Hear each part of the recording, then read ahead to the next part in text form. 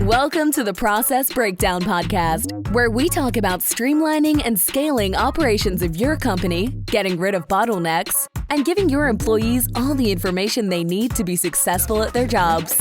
Now, let's get started with the show.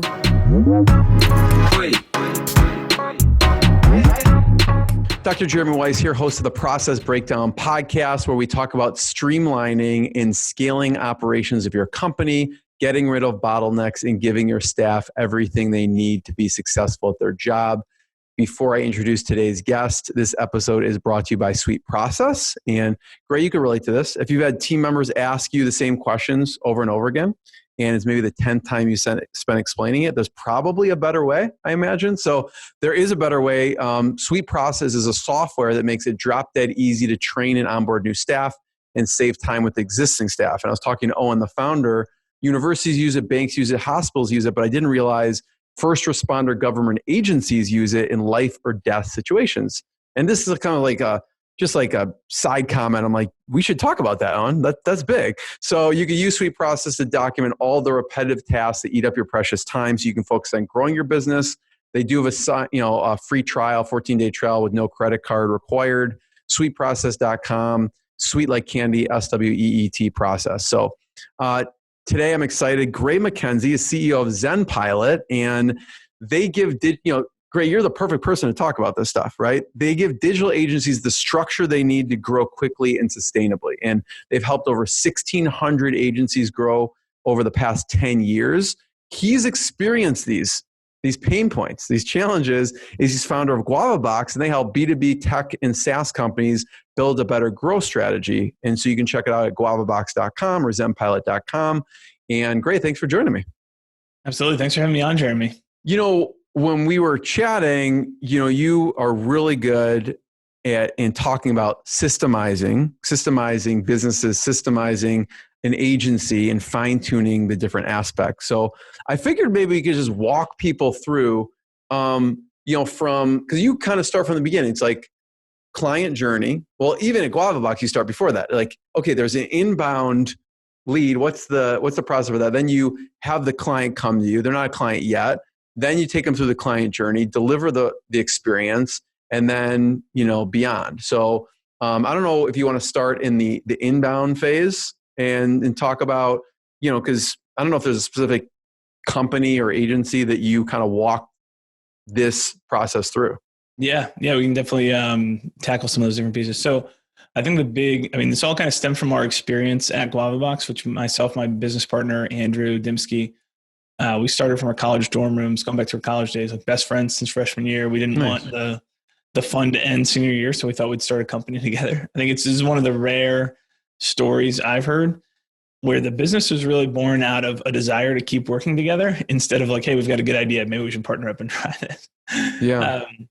So we had a bunch of other experiences that kind of led into the marketing and agency space. And I think we made every mistake you could make at GuavaBox. So we basically, for the first year and a half, we were digital yes men. Whatever someone said they needed done on the internet, we said, we can absolutely figure out how to do that. Pay us something and we'll get it done.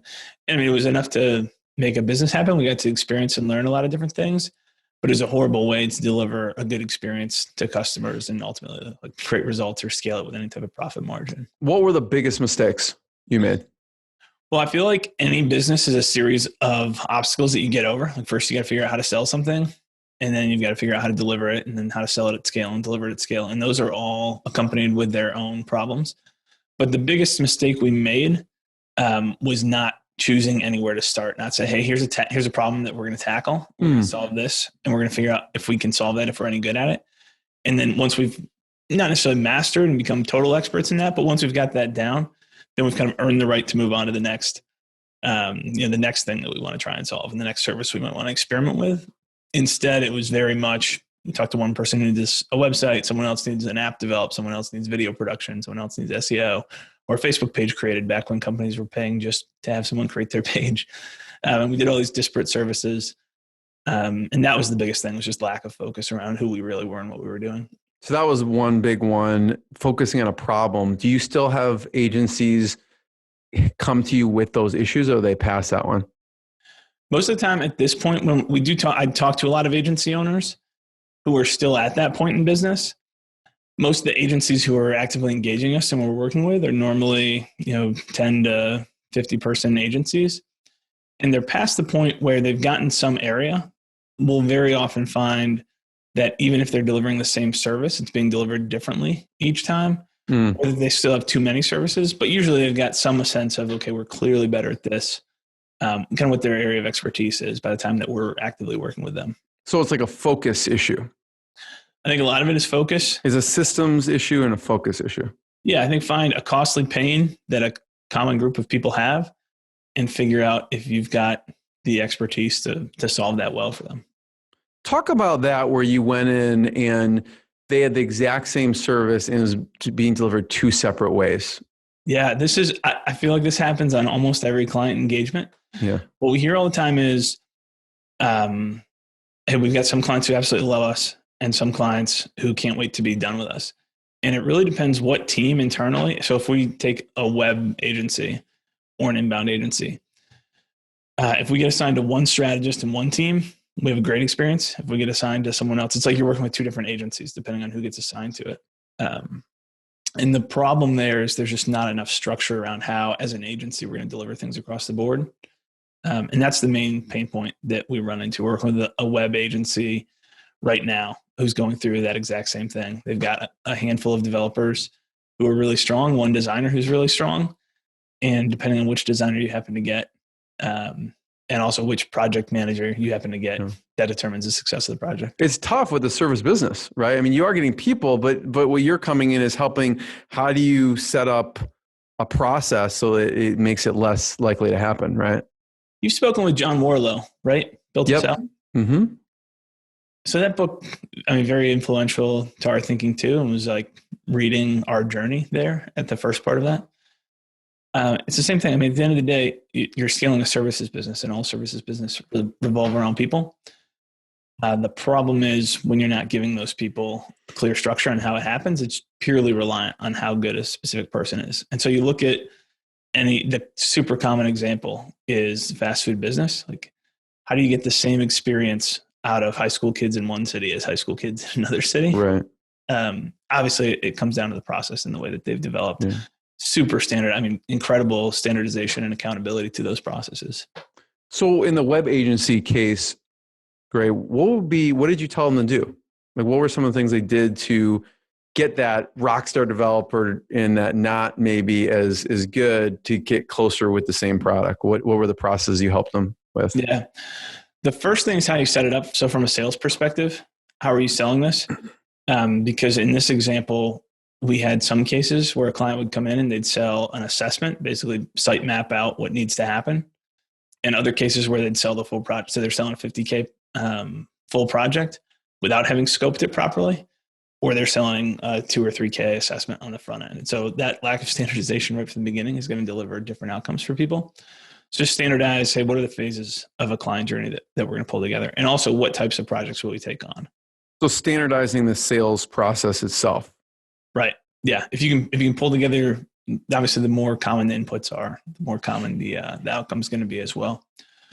What's your advice on that? I want to stick there just for a second. What's your advice on that? Did you tell them, listen, you need to follow this process with everyone? Because I imagine some people are like, yeah, I just want a site, like boom. And you give that say to a salesperson, they're just going to sell it, as opposed to, it's harder to say, hey, the process is you need to go through our site mapping. You got to pay for this before you pay for it. So do you tell them they can skip around, or what do you recommend?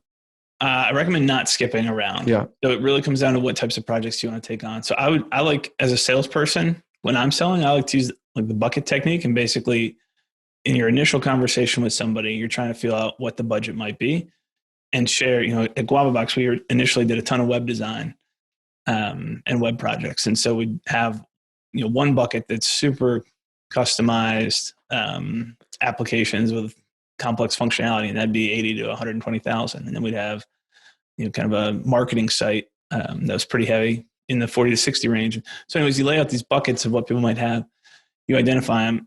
And then once you know roughly what people fall into, obviously you still need to assess where they think they self-identify. Right. They may self-finance like, I have a budget for 10,000, but I want the 120,000 customized one, right? So that's an opportunity, obviously, to have the conversation and just reset hey, you're not a fit for us at that price point. Like, if you want to, is that really the budget? And then you get into figuring out what really is the budget. If you're selling, so basically, I think as an agency, you've got two different ways to go, and the messy middle is where a lot of agencies get stuck. You can go super custom and premium, and that's one end of the market, and it's a very expensive end. And if you're on that end of the market, you should be charging super custom, super premium prices. The other end is obviously mass customization or like very little customization. It's like a productized service of some sort. Exactly. Like here's what you get. That's what you get. And you just have to decide. I mean, there's so many agencies who we work with who are selling customized services at productized prices, and there's obviously no margin. Yeah. Well, it's probably like how you were when you first started. Exactly. It's like, well, hey, will you do this? I just need these couple changes, and those couple changes turn into more, and before you know it, it's totally customized. Yep. Right? It's a slippery slope. It isn't. I think the thing that we ran into is we weren't good enough at solving one thing or known for solving one thing, that there was no reason to pay us a premium, and we hadn't done the work enough to productize it. So I don't know how you get out. I mean, at the beginning, I don't think you really have a choice. Like, as much as my advice of, hey, find your expertise right away, like there is a process to finding your expertise that has to happen there. So that's, some of it's unavoidable. The length that a lot of agencies go through is they put them through that challenge for a long time. Yeah. But I think, finding that price point, if you're on a higher tier, serving a higher tier client, you're probably better off selling an assessment first. If you're working with a $10,000 website, you can't charge for a $5,000 assessment and then say $1,000 right off the back end. Right. So the first is standardizing your sales process. So whatever it is for that web development team, you're like, listen, you need to do, sell the site mapping first and then the project or whatever they decide. Yep. So now they sold the project. Anything else on the kind of the selling process that would be important of the kind of systemizing or streamlining? Yeah, there's a million different components of that. Mm-hmm. But I think just finding, hey, how are we? So obviously you get two different parts of it. Like, what am I selling? What am I giving my sales team to sell? Are we selling a game plan or an assessment on the front end, or are we going right to a project or retainer? And then obviously, what is the actual sales process that we're taking people through? How do they get into our sales process? How many calls do we have? What are those calls? What's our structure around that so that we can lead clients well? How you sell is how you train your clients. And so if you lead them super well during the sales process and you're in control, they expect that they're going to be led well and, being told what to do during the client engagement. And if it's the other way where you just adapt to whatever they want, they assume that's the way servicing is going to go as well. Do you tend to skew, you have an opinion on game plan versus direct sale? Like every time you should always have a game plan, or do you say it depends? What's your thought on that? Most of the time I like the game plan. But it really does depend on the service set that you're selling and the market that you're selling into. What I've seen, those three direct benefits with the game plan, and we experienced this for ourselves at GuavaBox, and we've experienced this with hundreds of agencies working with ZenPilot. When you go to the game plan piece, so we at GuavaBox, kind of real quick to backtrack in our history, we joined HubSpot's partner program. We became an inbound agency, and that was where we started to grow ourselves through inbound. And pull in a ton of traffic and leads. And then we really struggled to close, trying to sell people directly to a retainer. And when we went to the game plan process, our close rate went up because the barrier to entry was significantly smaller. Our sales velocity accelerated. The sales process went from 6 calls to around 2 calls. How many calls was your game plan? It was 2? 2 calls. It was 2 calls. Gotcha. Yep. And then the other big piece, the biggest piece, was the lifetime value. Went up significantly. So once people have been sold, that process is very engaging. It's intentionally very participatory on the other side. It's not going off into a dark room and coming back with an audit result and saying, here's what you need to do. And the reason is to build the buy-in and truly understand, like, are we solving the right problem? Right. Should we move forward out of this and work together? And so the willingness to pay on the back end of that was it was significantly higher for us versus on the front end. It doesn't sound like there's a downside to doing that.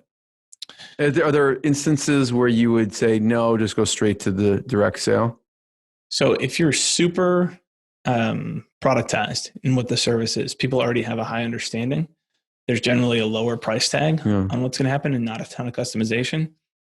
At that point, you pretty much have a standard plan. And a common example would be a super productized service where it's one of the pay for all you can eat type of services, like the graphic design or WordPress updates or whatever. In some cases, some very specific other services kind of have that same piece. Got it. But most of the time, if there's an element of customization, you're better off having the client or prospect pay to figure out what that customization should be. That makes sense. Like WordPress updates, like that's what you get. You get WordPress update. You want me to see if you don't have updated stuff? I'll do an audit. Nope, you don't have updated stuff. Yeah. And it's probably a lower price point too, I imagine, right? Right. Yeah. The higher the price point, obviously, I think the more of I think there's a huge case for selling some type of discovery project. I would still argue, great. There's probably a room for like a scan, but like get $100 scan, like you plug in your website, it scans your site somehow and it spits out like all your dead plugins or something. For sure. You know, so, but I could see what you're saying as far as, you know, there's not much needed as far as the game plan goes. Right. And at that point, I guess the other piece of that is you're not going to build a huge difference in buy-in levels from the beginning to the end. So, if you're not going to have a significant change in the ultimate willingness to pay. Yeah. The lifetime value doesn't go up. So basically your decision there is, do we close enough additional people when they go through this process first to justify having fewer people get into our sales process because of the $100 barrier? That makes sense. So look at the sales process, streamline that, look at that. What's the next? So now they enter in as a client. Right. Where do you start as far as the streamlining? Yeah. So I really like to take it right from the very beginning, the onboarding process. And I think you'd be shocked at just the inconsistencies in onboarding process or a total lack of onboarding process. Like, hey, we're going to email an intro to your account manager, and then hopefully they do all the right things from there. Set up your shared drive folder, set up our weekly meetings, or whatever all those touch points are. That should all not just be standardized in terms of what those are, but a lot of that can be templatized, and you can save a bunch of time just in terms of, hey, here's the handbook that we give to every client on the expectations when you work with us. Here's what you can expect response time wise. If you don't get a response, here's who to contact next. If there's a holiday, we're not online on a holiday, all those basic things. And then really it's moving from there into, okay, what are each of the main phases in the delivery process? So in a web environment, we're going to be, if we didn't do a discovery project on the front end, that's going to be the first thing once we get in there is kind of going through an intake form around goals and user journeys or user stories or site maps or all those different things, and then design preferences and design, and then in development, and then implementation, and if there's SEO, and then launch process. So kind of breaking this down into what are all the individual pieces, and then also what's the transition phase between each of those? How do we streamline that? And then it's building out, okay, inside each one of those phases, let's go deep on what are all the steps that we commonly do. I know you geek out on tools.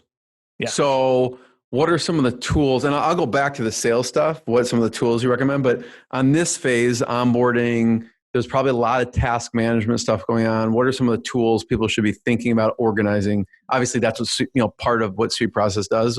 Are there any like particular task management tools that you recommend? So I actually used Suite Process first, probably back in 2014, maybe. Super long time ago. And I absolutely love how fast and easy it is to get in and templatize stuff. Nice. And the templates that you can access.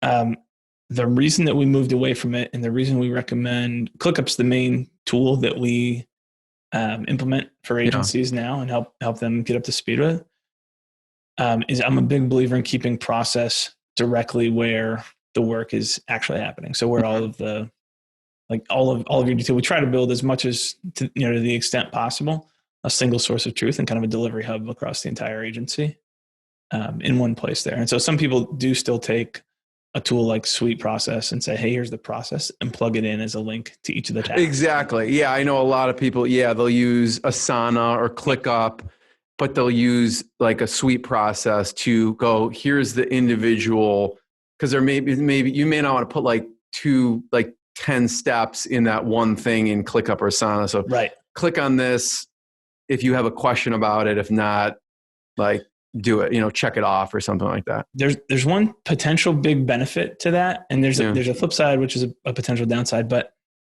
you've got all your work outlined. And now you realize halfway through a project that you've got a better way to do it. And you've got 8 other projects going on concurrently. If it's referencing somewhere and you go through the process, everyone gets that update. If you don't, not everyone gets that update. And so that can, I've seen that work both ways. The different projects are all like, oh, wait, we just changed this one. Yep. And that doesn't update across all the other projects going on. Right. Yeah. So there's definitely pros and cons. And ultimately what it comes down to is, for as much as agencies switch different tools and as agency owners, I think we're just naturally ingrained to want to jump to whatever the shiny new tool is. And it happens all the time.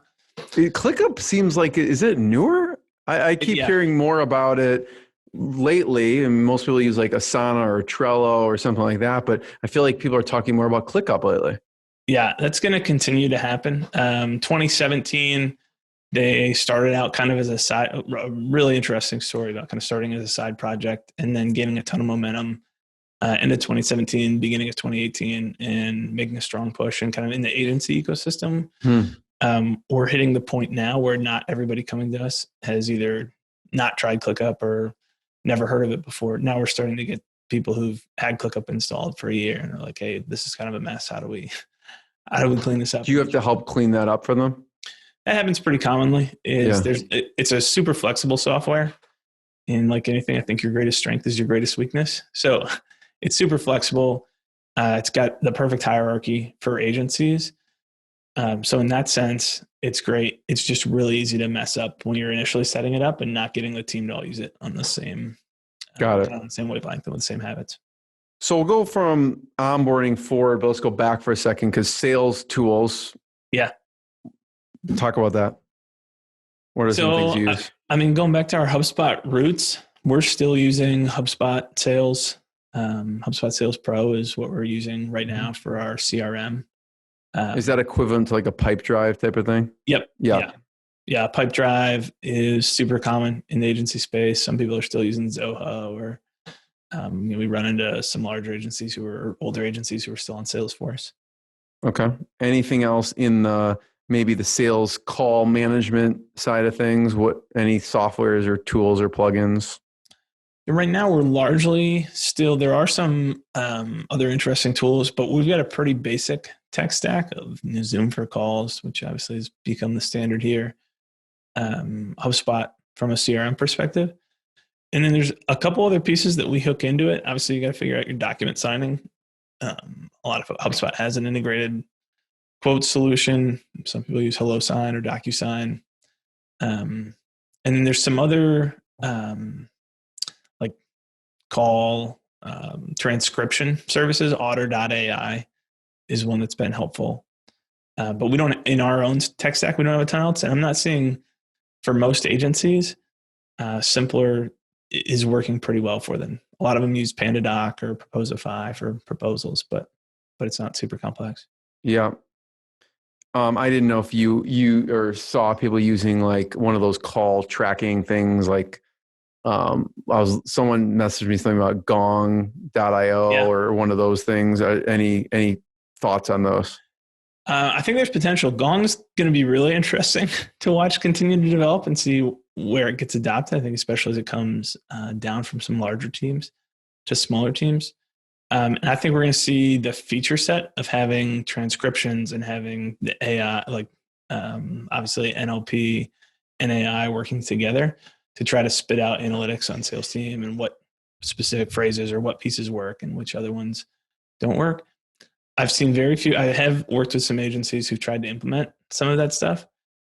And I think it's really fun to set up. And I haven't seen a team large enough to have anybody dedicated to actually pay attention to the analytics on it. They abandon it. Yeah.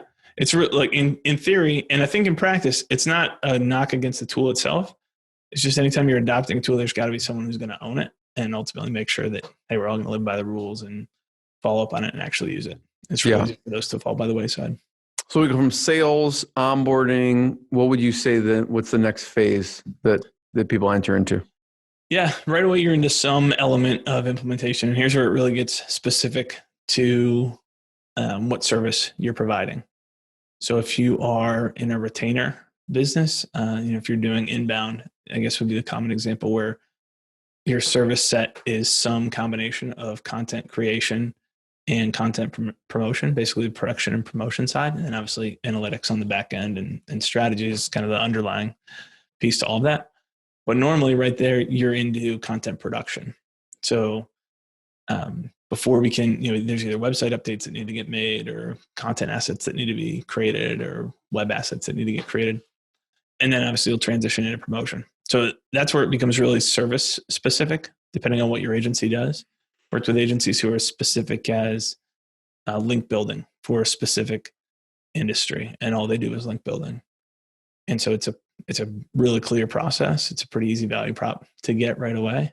And then other ones who are a little bit more broad, especially obviously a larger agency, might be inbound. I think is one of the larger. We like to think of it as like, hey, here's a clean service set, but inbound means so many different things to different. Right, it does. Well, so what does inbound mean to you?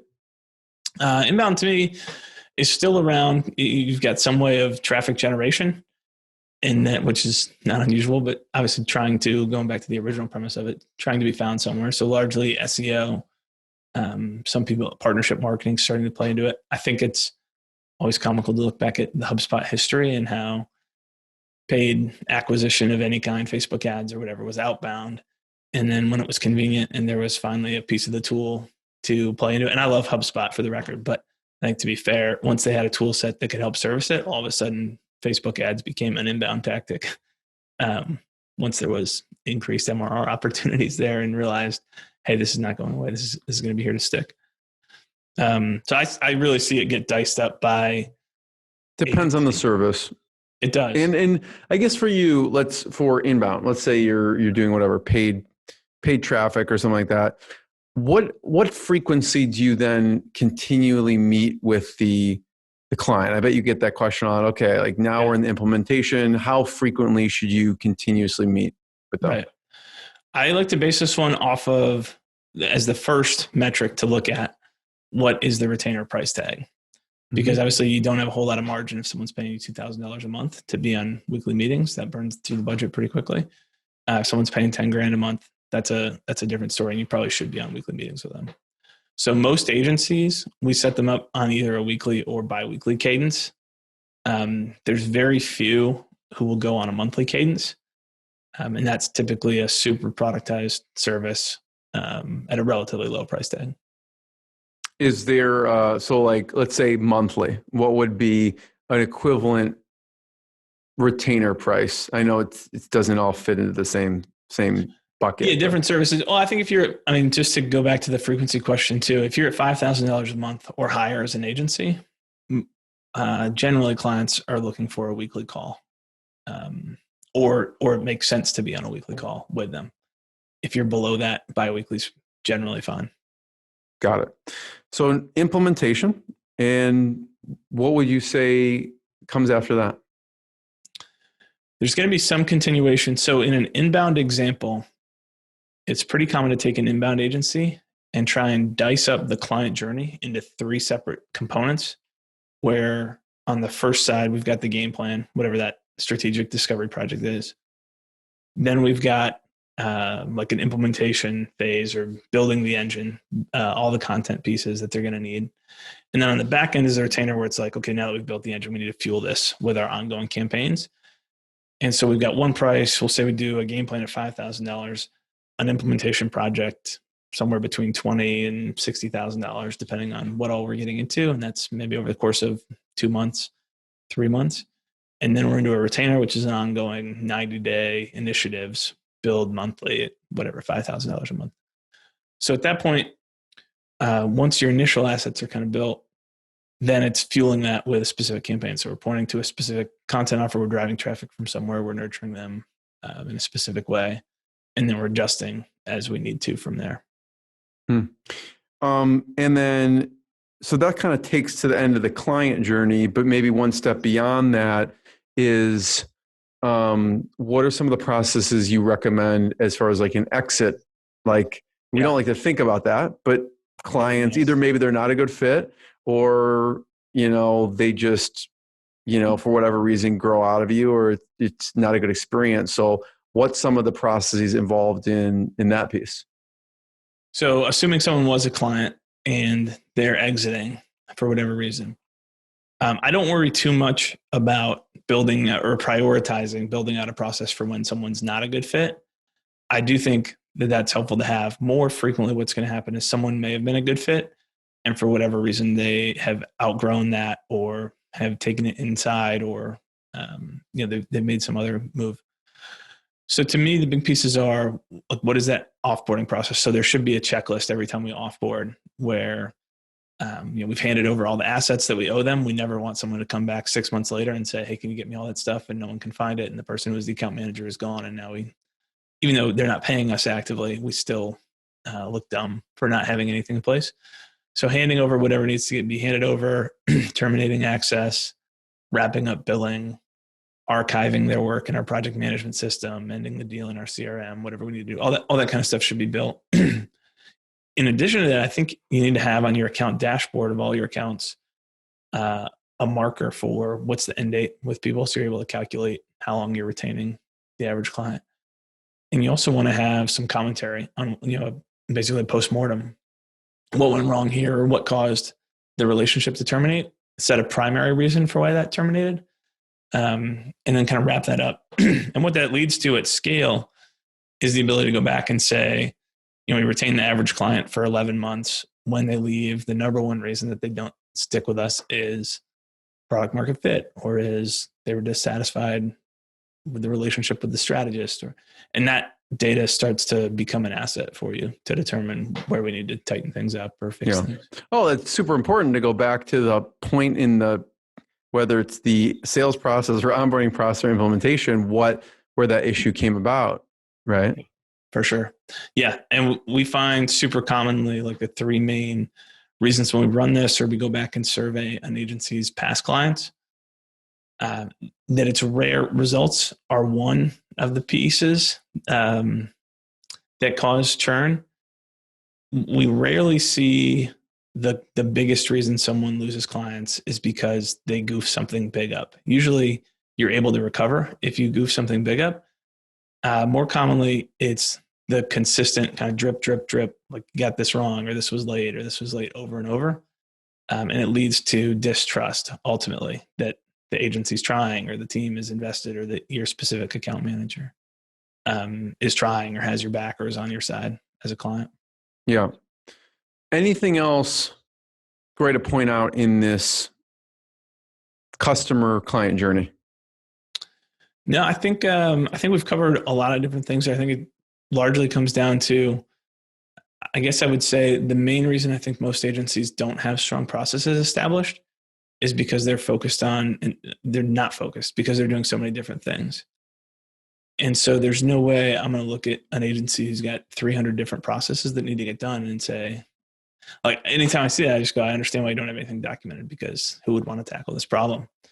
And when you boil it down, you probably have, realistically, you get 20, 30 core processes that you're running over and over. And so it's just a prioritization exercise to say, okay, here's what we're good at. Here's what we're going to get down first, and go from there. So great. ZenPilot. Yeah. You'll do, help people and walk them through, talk about the services you provide at ZenPilot. Yeah. So we kind of follow the same methodology. Regardless of what we're doing, we're helping digital agencies, one, understand what they need to build. So what does that client journey look like? What are the processes that power that or should power that? And kind of assessing where are they at? What's their tech stack? What should they be using? Then two is designing or starting to implement, now that we've got an idea of what needs to get built. Two is actually building that. And so that's a combination of often tech implementation, setting up ClickUp. So you will actually do some of the implementation also. Yeah. Yeah. And we don't, you're a glutton for punishment. No, I'm just kidding. We are. We found that we've certainly got the most consistent success when we go in and we're leading their team through it and training them to set it up and use it. So we have a pre-built install, like, hey, here's the way 90% of agencies should be using the platform and setting things up. Here's a bunch of pre-built templates to use as a starting point. But then you need to go in and figure out, okay, what are the 20% of things that are unique to our agency? And sometimes people will have you walk them through it, and sometimes they'll just have at it themselves. Yeah. So we've got a couple different tiers of service depending on where the agency is and what they're looking for. Sometimes we'll go in and set it up ourselves along with them. And sometimes they'll go through the methodology. We've taken all our curriculum and training so that we're on the same page internally as a team from an implementation perspective. And we've packaged that up to sell in its own program, ClickUp for Agencies as a program as well. Love it. I want to point people towards your website and check out more. You can go to ZenPilot.com. You can go to guavabox.com. Any last strategies or tools that you want to mention? We don't have any other tools. I think it's easy to get lost. I do think from a high level, like mapping out the system is probably 80% of the battle. When you look at, I'm a huge ClickUp advocate, but when you look at the largest agencies out there, and we've worked with a number of 10 million plus a year agencies. There's agencies using ClickUp. There's agencies using Teamwork. Still agencies using Basecamp or Jira or Asana or whatever. Like it's clearly the tool is not the one thing. It's what's the system? Do we have a documented process for how we do this stuff? And we all operate with healthy habits off the same shared expectations. So that I think that'd be the one encouragement is, I think all those tools are fine. I think there's certainly, it's 80-20, like there is 20%, there's some benefit to having a better tool, but most of it comes from, hey, let's just think about what we're doing right now. It's actually putting a system in place. Right. Because there's plenty of people who have those tools and they just don't use them. Yep. Yeah. So yeah, really it's just like, it's easy to not prioritize that because of there's so many other fires that happen on a day-to-day basis. So just that needs to get prioritized at some point. And if it's working with a third party, whether it's ZenPilot or another consultant to help, I think that's a helpful push for people. Or just taking the time and dedicating someone to own it internally and building it. Yep. Gray, this was awesome. I appreciate it. Everyone check out more episodes, check out the websites, and have a great day. Thanks, Jeremy. Thanks for listening to the Process Breakdown Podcast. Before you go, quick question. Do you want a tool that makes it easy to document processes, procedures, and/or policies for your company so that your employees have all the information they need to be successful at their job? If yes, sign up for a free 14-day trial of SweetProcess. No credit card is required to sign up. Go to sweetprocess.com, sweet like candy, and process like process.com. Go now to sweetprocess.com and sign up for your risk-free 14-day trial.